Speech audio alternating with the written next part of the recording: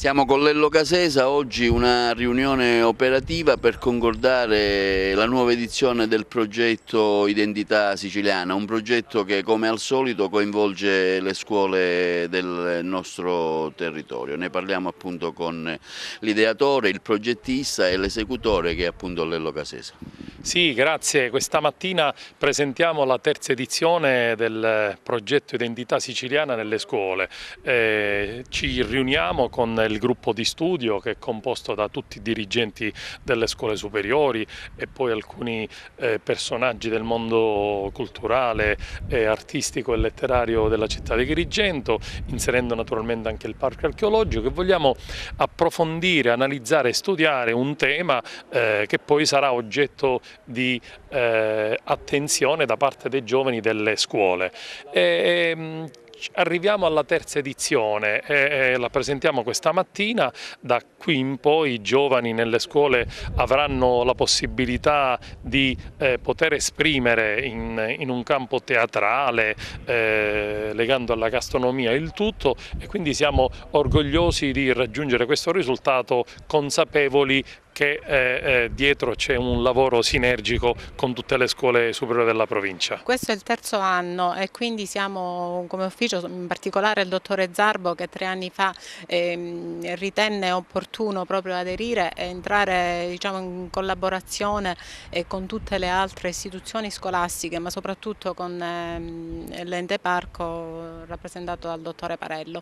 Credo che è fondamentale che effettivamente ci sia un recupero, o meglio un ritorno a quelle che sono le nostre identità culturali, perché molto spesso ci si accorge che si passa tantissimo tempo davanti al computer, i giovani hanno tantissimi altri svaghi che li distolgono da quelle che sono effettivamente dei punti, io credo, fondamentali per la costruzione della nostra personalità, per il ricordo anche di un passato ricco di valori che ci ricorda i nostri nonni, ma anche diciamo il passato più antico. Noi siamo partecipi già dall'inizio, diciamo, della proposta progettuale.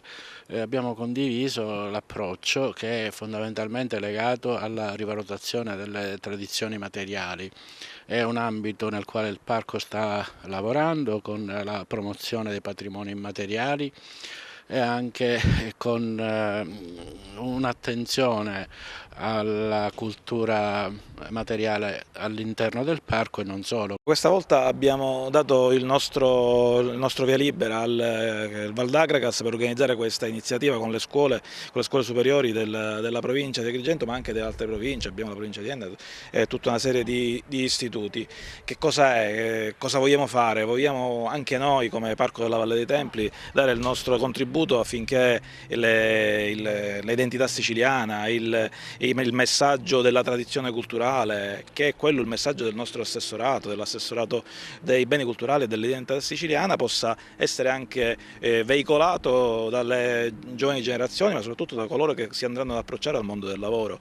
L'identità siciliana per noi è qualcosa che va tutelata, la tuteliamo e la continueremo a tutelare, come infatti quest'anno nel nostro programma del Mandorlo in Fiore 2018 non solo avremo i patrimoni UNESCO che faremo venire anche quest'anno qua ad Agrigento, ma insieme al patrimonio UNESCO abbiamo inserito tutta una serie di patrimoni iscritti al registro REIS, che è il registro che tutela le identità siciliane, e le rappresenteremo qui ad Agrigento.